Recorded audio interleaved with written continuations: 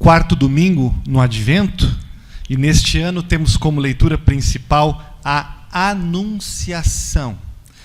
O evento, o dia em que Deus anunciou, comunicou a Maria que ela seria mãe do Salvador, o evento conhecido como a Anunciação.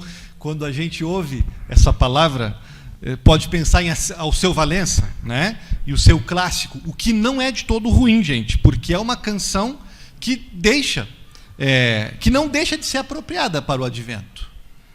A voz do anjo sussurrou no meu ouvido, eu não duvido, eu já escuto os teus sinais, tu vens, eu já escuto os teus sinais. É dessa passagem de hoje que Alceu Valença estava falando, Lucas 1, 26 a 38, quando Maria entra na Bíblia, quando começa o Natal para a mãe do bebê. Maria e o Natal é o tema desta manhã. E eu gostaria de destacar duas coisas, gente, dessa anunciação, bem nítido, tá? Primeiro, a mensagem que o anjo traz. Segundo, como Maria responde a essa mensagem. 3 vezes o anjo fala no texto, 3 vezes Maria responde. Talvez a primeira parte, a mensagem do anjo, nem seja tão novidade para a gente, mas vale a pena recordar. Vale a pena recordar, porque fora as igrejas cristãs apegadas à Bíblia, a mensagem do Natal ela fica meio ofuscada. É possível que os filmes, os especiais, as comunicações de Natal que a gente vê, falem da paz, da solidariedade entre as pessoas, a importância da família, mas nada da mensagem do anjo. Então vale a pena relembrar qual é a mensagem do anjo, qual é a mensagem do Natal. E a resposta, a reação de Maria. O que nós podemos aprender disso? Sem rodeio, gente. A mensagem do anjo foi extremamente clara. E é de se impressionar como a gente confunde isso, porque ela é realmente clara, explícita. A mensagem era que o Altíssimo, 2 vezes o anjo fala do Deus Altíssimo, que o Altíssimo iria se tornar pequeno. Que o Deus Eterno, Criador dos céus e da terra, iria se tornar um bebê. Maria iria engravidar milagrosamente pelo poder do Espírito Santo e através daquela gravidez, Deus se tornaria humano. Essa é a mensagem do Natal. Tudo o mais é enfeite. É desdobramento. E o que é que essa mensagem significa para a gente? Pelo menos 3 coisas, tá? 3 coisas. A primeira delas, Deus é muito maior do que nós imaginamos. Sabe que, exceto os cristãos, de certa forma, todas as outras religiões, filosofias, ideologias, não admitem que Deus se tornar humano seja possível. Por diferentes razões, as pessoas têm dificuldades de acreditar na doutrina da encarnação. Algumas filosofias, ideologias e religiões vão dizer que acreditar que Deus se humanou é exagerar o papel do Cristo. É um excesso. Outras vão dizer que simplesmente isso é impossível. Deus se limitar, se apequenar desse jeito. Ainda assim, gente, o que o anjo está revelando a Maria é que Deus fez. Que Deus foi apto de se tornar humilde.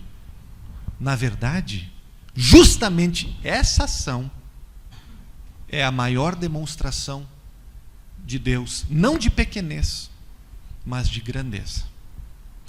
Poderíamos argumentar teologicamente sobre isso, né? Filipenses 2, um louvor ao Deus que se rebaixa, que se apequena. Leonardo Boff poderia nos ajudar também. Todo menino quer ser homem, todo homem quer ser rei, todo rei quer ser Deus, só Deus quis ser menino. Poderíamos argumentar cientificamente, matemática. Embora corpos sólidos exemplifiquem muitas verdades da geometria plana, figuras planas não conseguem exemplificar as verdades da geometria sólida. Trocando em miúdos, o maior e mais complexo pode abarcar o menor e o mais simples, mas o menor não pode fazer o mesmo com o maior. Poderíamos argumentar filosoficamente. Podemos nos tornar um gatinho para brincar com o nosso gatinho de estimação, mas não podemos discutir Machado de Assis com ele. O grande pode se tornar pequeno, isso é sinal de grandeza, mas o pequeno não pode se tornar grande. Madre Teresa pode compreender a mente de Hitler. Hitler não consegue compreender a mente de Madre Teresa. Gente, vejam, tornar-se pequeno para quem é grande não é sinal de pequenez, de limitação. Pelo contrário, qualquer lugar onde o grande se faz pequeno, o poder e a vontade para fazer isso não é prova de fraqueza, mas de grandeza. O argumento não é meu, é de C.S. Lewis, no livro Milagres. Quando Deus se fez gente, como a gente, se fez ser humano, o que o anjo estava anunciando significa, em primeiro lugar, que Deus é muito, muito, muito maior do que poderíamos imaginar. Essa é a primeira coisa que Maria ouve naquele dia. Maria, você pensava que o Altíssimo era alto? Você não tem ideia, minha querida. Maria, você pensava que o teu Deus era supremo? Espera para ver ele mamando no seu peito. O anjo não apenas revelou que Deus é mais grande do que imaginamos, mas ele também nessa mensagem revela que somos mais pecadores do que admitimos. Aquela mensagem ela também era não apenas sobre o tamanho de Deus, mas sobre o tamanho do pecado que está nas nossas vidas, o problema do ser humano. A encarnação de Deus, a vinda de Jesus, não era para que Deus viesse passar férias no mundo, brincar com a humanidade como divindades nórdicas e gregas. Era um presente. Um presente. Tinha caráter de dádiva, de bênção. E, gente, normalmente, se vocês já repararam, quando a gente recebe um presente, há um motivo embutido. Há uma mensagem por trás. E entendemos o presente melhor se nós entendemos o motivo, entendemos a mensagem do presente, né? Como assim? Eu vou explicar para vocês, dando um exemplo. Na noite do dia 24 de dezembro, abriremos presentes aqui em casa, na nossa família aqui em casa. Deve de ter alguma coisa para mim embaixo da árvore. Espero que tenha. Imagine um presente da minha esposa. Linha Fitness Polishop. Pesos para malhar, com um combo de um DVD. Um DVD, como perder 20 quilos em 20 minutos. Por 20 dias. Eu posso apreciar esse presente. Mas não sem entender a mensagem implícita por trás dele. Imaginem que a liderança desta igreja, imaginem que o Henrique me dê um presente de Natal. Imagina que a diretoria me envia um presente. Eu abro e descubro, uau, 2 livros. Adoro livros. Acertaram, né? Mas espera um pouco, veja os títulos desses livros. Como ganhar amigos e influenciar pessoas. E o outro, a arte de pastorear. Fala sério. Eu agradecerei. Mas vou ficar matutando o que eles estão querendo dizer. Será que eu não sei me relacionar com as pessoas? Será que eu preciso aprender mais a arte de pastorear? Vejam, gente, é uma ilustração bem pobre, mas no presente está embutido um motivo. E nós, para aceitarmos alguns presentes que nos dão, precisamos admitir algumas coisas que aquele presente nos diz. Pense no presente de Deus. Deus nos dando seu Filho. Deus amou o mundo de tal maneira que deu seu Filho. Isaías, porque um menino nos nasceu, um filho se nos deu: Lucas, não temas, porque hoje vos nasceu para vocês. Não há dúvida, gente, que a vinda de Jesus é presente. É algo dado por Deus, né? E aí a gente pensa: já sei, que mimoso esse presente de Deus. Puxa, que considerável de Deus para nós lembrar da gente cuti-cuti. Não! Esse presente tem um motivo. E a mensagem do presente, deem conta disso, gente. Esse presente só nos foi dado dessa maneira porque estávamos completamente necessitados. Porque éramos tão malvados, tão perdidos, que não tínhamos condições de nos salvar, de evoluir por conta própria. Precisávamos que Deus se encarnasse e se sacrificasse por nós. O anjo vem e anuncia a Maria a vinda de Cristo.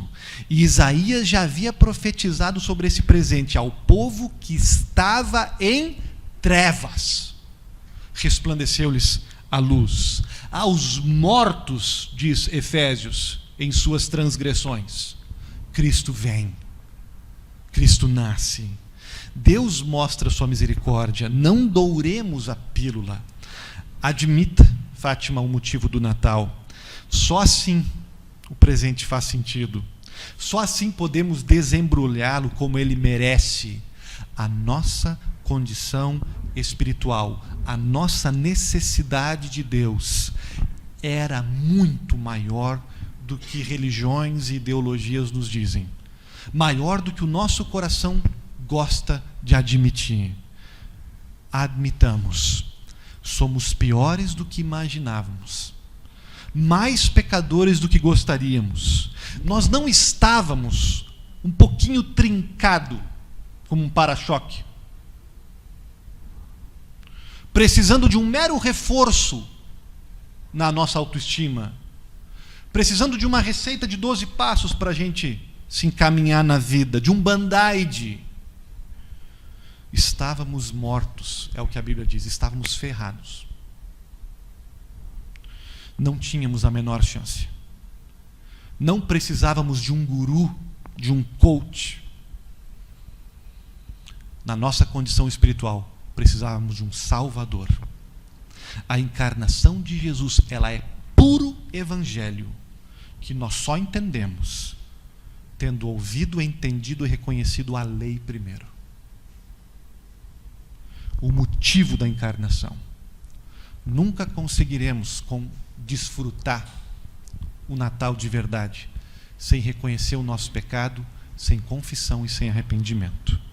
Por isso, o pastor alemão luterano, mártir do nazismo, Dietrich Bonhoeffer, vai dizer que para os grandes, para os poderosos do mundo, e também para os grandes e poderosos de que se acham melhores, de que não admitem sua condição pecadora, existem 2 lugares que eles fogem. Tem 2 lugares no interior da alma deles que eles fogem: a manjedoura e a cruz. Nenhuma pessoa que não admite a sua carência, a sua necessidade, tem ousadia de se aproximar da manjedoura, diz Bonhoeffer. Naquele lugar ali, os tronos tremem e os grandes caem. Quem entre nós, ele pergunta, celebrará o Natal corretamente? Quem finalmente depositar todo o poder, toda a honra, toda a reputação, toda a vaidade, toda a arrogância ao lado da manjedoura. Quem admitir o pecado que temos, o pecado que tínhamos e o porquê esse presente foi dado. A mensagem do anjo, gente, também é que Deus é mais amoroso do que nós sonhamos e concebemos. Fica muito clara no versículo 30 a 33, quando, além de anunciar a vinda do Filho de Deus, o anjo comunica a Maria o nome dessa criança: Jesus, Yeshua, que do hebraico significa aquele que salva, aquele que resgata. Deus virá, e ele virá como rei, mas é um rei que salva, que reina salvando. A encarnação, gente, nos mostra o quanto Deus nos ama. Jesus sabia para o que estava vindo. Ele sabia o que estava à sua espera. O seu nascimento tem o propósito de salvação, de perdão, de pagamento da dívida, de conserto do mundo. O seu nascimento é a maior prova de que temos um Deus muito mais amoroso do que jamais conceberíamos nos nossos melhores sonhos. Não sei vocês, mas como é bom ouvir isso, gente. E que privilégio é para mim proclamar isso para vocês domingo e domingo. Que quando você diz, Dona Marlene, que não aguenta mais, tens em Jesus que lhe diz: eu seguro você para que você consiga. Que quando você diz, mas não tenho certeza se realmente posso acreditar nesse negócio, tens em Jesus alguém que diz, até mesmo quando você duvidar e tiver problemas na sua fé, eu serei fiel. Eu não terei dúvidas do meu amor por você.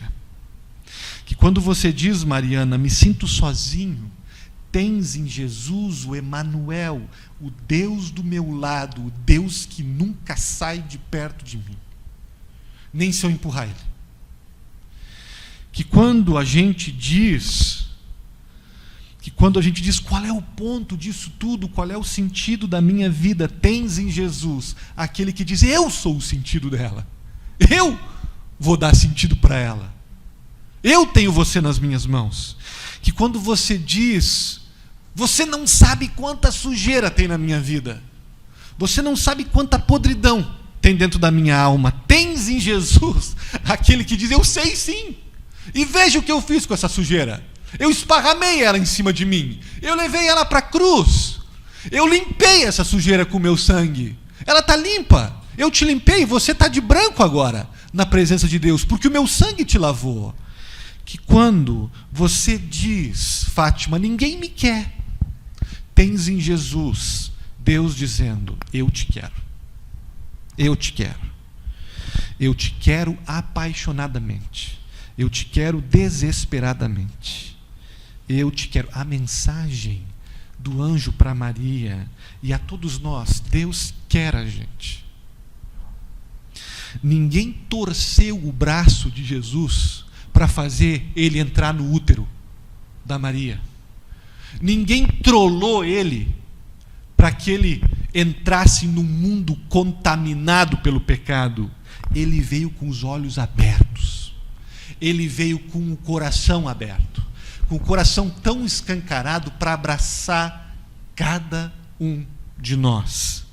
Jesus nasceu num mundo caído, diz o anjo, para trazer-nos de volta para o reino do Pai dele, para nos mostrar que vai sempre ter esperança para nós, porque sempre existe Jesus.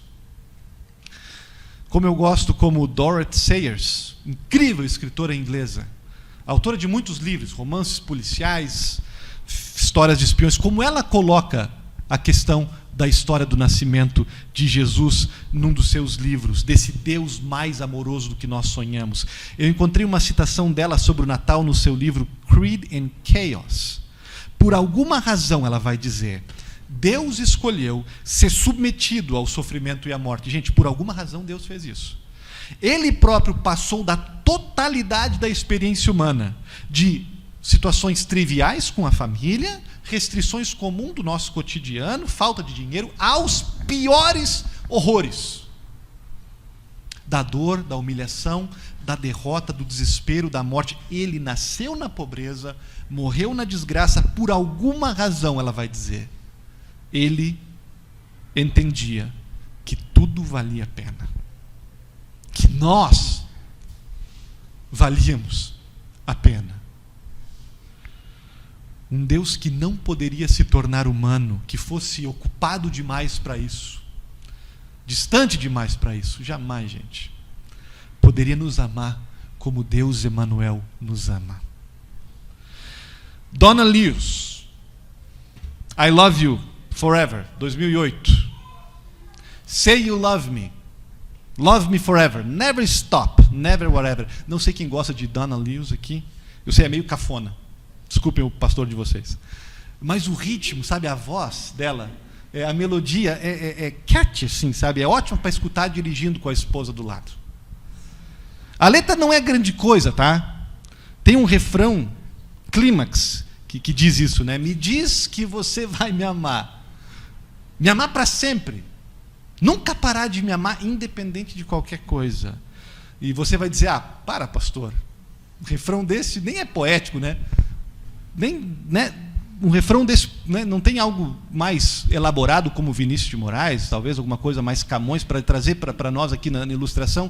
Eu sei, gente, eu sei. Mas veja se quando a gente está apaixonado, a gente não pensa essas coisas. Me diga que você vai me amar para sempre, independente de qualquer coisa, que vai cuidar de mim. A gente diz isso. Não apenas metaforicamente. A gente diz, gente, porque a gente precisa de um amor assim.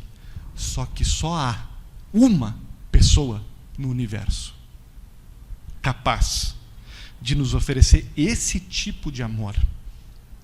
Jesus Cristo. Ninguém poderá nos amar para sempre. Ninguém pode te amar incondicionalmente, independente de qualquer absurdo que você venha fazer. Ninguém te ama perfeitamente. O anjo está dizendo isso para Maria. Existe um que pode. Existe um que fez. Nosso Senhor e Salvador Jesus Cristo. Salve a agraciada. Não porque Maria tem uma graça interna, uma luz interior diferenciada.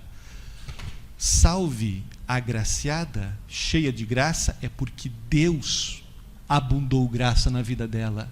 E aí você também pode ouvir isso hoje. Salve a agraciada. Salve agraciado. Salve agraciados. Porque Deus abundou graça na nossa vida. Não tenha medo, Maria, não tenha medo, Guilherme. Não tenha medo, Augusto. O Filho de Deus Altíssimo é com você. Você é um abençoado aos olhos dele. E Deus, o Senhor, dará o trono de Jacó, o trono do povo, o trono da humanidade, para ele para sempre. E nós reinaremos juntos nesse reino. Como Maria respondeu? A mensagem é incrível. Eu espero que vocês tenham absorvido um pouco desse conteúdo, dessa mensagem maravilhosa. Vamos pensar na Maria agora, na reação dela. Como é que ela respondeu? E tem muito para a gente, sabe? Aprender com Maria, aprender da Maria. Maria é um grande exemplo para a gente. Nós, luteranos, não a idolatramos. Nós não afirmamos nada sobre ela que não encontramos respaldo na Bíblia. Mas, puxa, gente, olhamos para ela como um precioso, se não o maior exemplo para a nossa fé. E se você gosta ou quer conhecer um pouco mais de Maria, sem toda a parafernália supersticiosa, saiba que você pode. Saiba que você deve, na verdade. E a partir desse texto já é uma introdução a isso. Já dá para tirar alguns ensinamentos, 3 pelo menos. Das 3 respostas que ela dá. A primeira atitude da Maria para a gente: sobriedade. Quando o anjo chega para fazer a anunciação, ele faz uma saudação, primeiro. Salve é uma saudação. Versículo 29, o que acontece com ela? Ela, porém, ao ouvir essa palavra, ao ouvir a saudação, nem era notícia ainda, era a saudação. Ela ouve a saudação e se perturba muito. E pôs-se a pensar no que poderia significar aquela saudação. Parece até meio cômico, né? Que tipo de saudação é essa, né? Como se os anjos tivessem muitas saudações diferentes, eu não sei, né? Não vem ao caso também. Mas veja Maria, a palavra no original é dialogizomai. Veja a raiz, diálogo. É um diálogo interno, é um diálogo com os próprios botões. É o que os psicólogos falam de processar as coisas. Processar o que está acontecendo. A Maria está aqui ponderando, ela está refletindo na saudação. Ela se põe a pensar quando o anjo saúda ela. O que está acontecendo aqui?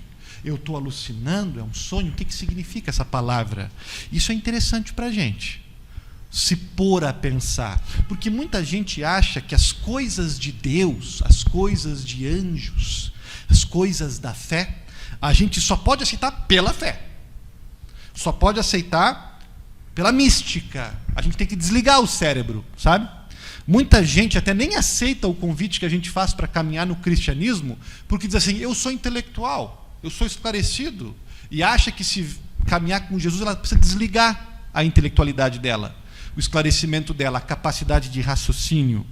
Mas Maria está dizendo que isso não precisa ser assim, não. Maria começa a caminhada dela com o Salvador dialogando consigo mesma, refletindo, pondo-se a pensar. A experiência de Deus, começando com Maria, é uma experiência que também é racional, como Romanos 12 diz, é um culto racional. É mais que isso, gente. A fé e a espiritualidade cristã é mais que isso.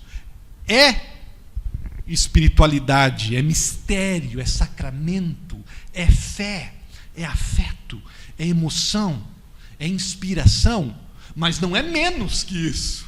É também razão, pensar, meditar, colocar as coisas para conversar.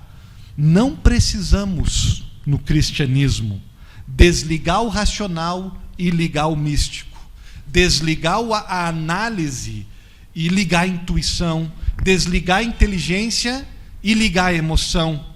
No cristianismo, Maria está dizendo, um lado do cérebro não é superior ao outro. A gente experimenta Deus, se relaciona com Deus, com a razão e com a fé. A fé tem proeminência, mas a razão também faz parte. Maria não fica, gente, uau, um anjo, me segura que eu vou me jogar no chão. Abra espaço para o meu transe aqui. Diálogo. É como ela recebe o anjo, diálogo interno. Pondera, reflete. Maria não apenas sente. E por isso, na nossa igreja luterana, a gente defende um cristianismo que não é só sensacionalismos e sentimentalismos, que fica à mercê das emoções da gente, que sobe e baixa de acordo ao humor que a gente tem ou o período do mês. É também pensar as coisas, e refletir, e ponderar, e escrever no diário, e fazer a reflexão que a Maria está nos ensinando a fazer. Mais tarde ela vai continuar fazendo isso. Quando o menino nasce, nós flagramos ela meditando e ponderando as coisas no coração. Aparece também em Lucas. Estudo, processar as coisas, processar, sobriedade de Maria. Segunda coisa é uma atitude de sinceridade, também muito útil e necessária para nós cristãos hoje em dia. Imediatamente após a sobriedade, a segunda resposta da Maria, ela é bem sincera, gente. Ela meio que fala para o anjo o que vem na mente dela. Ela é honesta de reconhecer uma dificuldade que ela está tendo aqui. Ela diz para o anjo, quando o anjo fala do nascimento virginal, isso que o Senhor está me dizendo não vai funcionar. Ela diz, como assim vai ter um bebê dentro de mim? Eu ainda sou virgem. Maria tinha todas as razões para questionar isso, gente, para ficar sem entender aquela situação.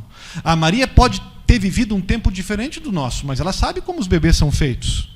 Nós ficaríamos perplexos, e ela também ficou perplexa com aquela notícia, com aquela situação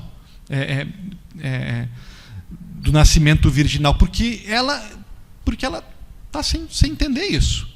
Ela não acreditou, porque ela era uma mulher de visão. Ela acreditou porque estava acontecendo com ela, porque aconteceu com ela, se cumpriu nela o que Deus estava dizendo para ela. E aí, nesse meio tempo, ela leva a perplexidade, ela leva a confusão, ela leva a dúvida para o anjo. Como é que isso vai acontecer? Maria está, de certa forma, antecipando a fé dos discípulos, a fé de Pedro, um representante dos discípulos, que vai dizer, é uma fé que duvida e é uma dúvida que acredita. Quando Pedro vai dizer, Senhor, eu creio, me ajuda na minha falta de fé. A Maria, de certa forma, está nos dizendo que há espaço na caminhada com Deus, na fé, para momentos de intercessão, para momentos de dificuldade, de luta, de não entender o que está acontecendo, os sinais dele à minha volta, de ter essa dificuldade. E a Maria está nos ensinando o que fazer com isso. Leva para Deus. Desabafa diante de Deus.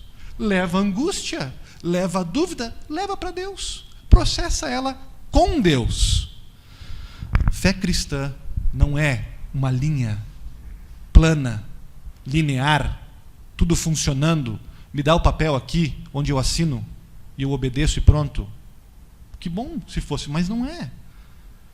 A vida cristã, com as suas angústias, com as suas tentações, com as dificuldades que nós temos, o jeito que Deus trabalha, Ele tem o alto e baixo, e tem um momento da angústia, e tem um momento da luta, da batalha.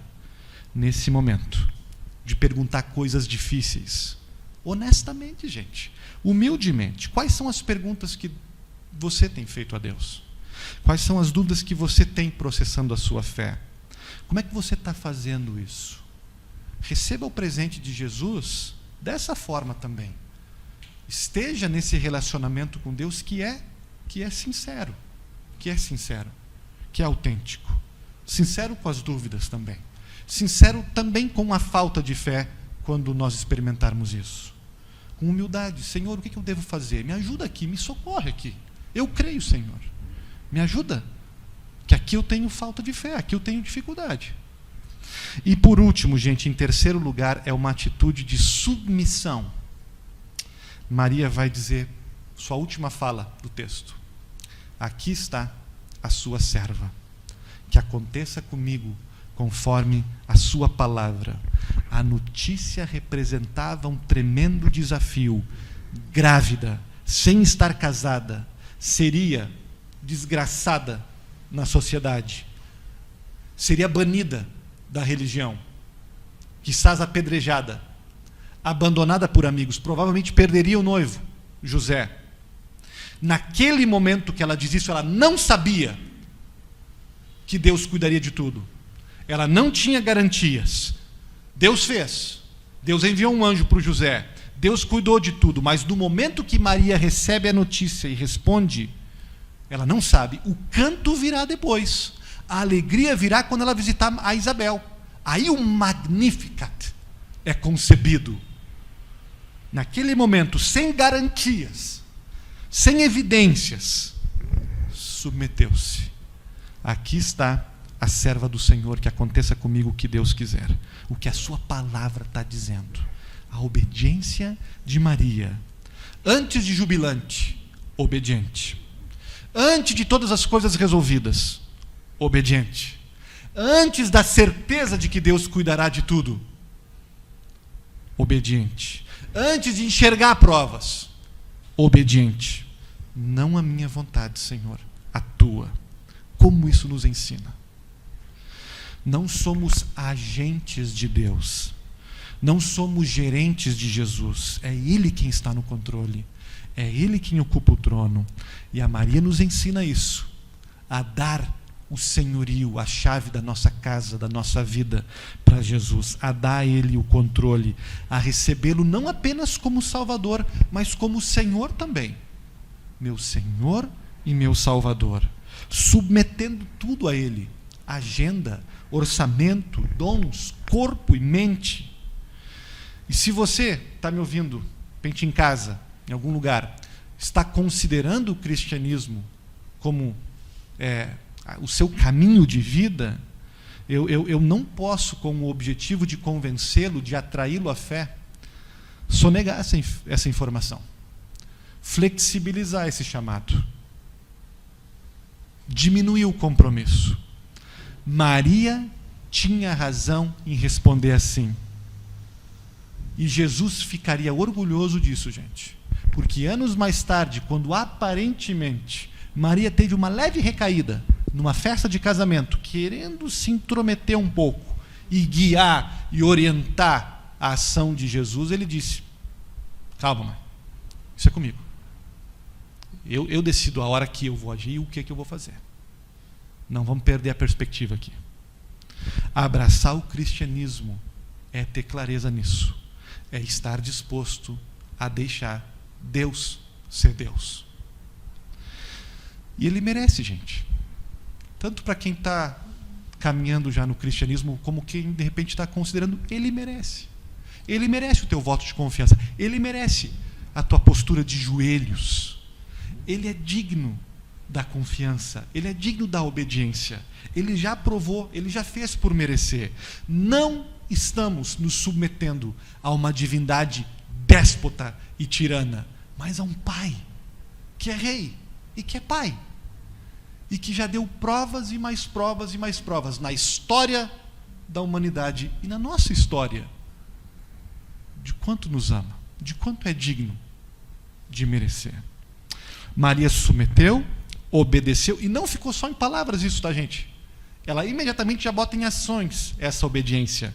E a gente sabe disso porque o primeiro ato de obediência, quando o anjo lhe diz, vai ver sua prima Isabel, ela vai. Ela vai. Quando o anjo diz, vai passar um tempo com ela, vai ter comunhão com ela, isso também é uma resposta de Maria que serve para a gente, o fator comunidade, o caminhar junto com alguém na fé. Quando o anjo diz, vai processar as novidades com ela, vai para a igreja, Maria, não fica sozinha com essa notícia, vai para a igreja, vai para a tua prima, vai ver o teu primo. É em comunidade que a gente se alegra com o evangelho, é junto com alguém. A Maria vai. Ela foi, agraciada Maria, cheia de graça, bendita, que nos ensina sobriedade, reflexão, sinceridade na fé, obediência. Cumpra-se em mim a vontade de Deus. Amém.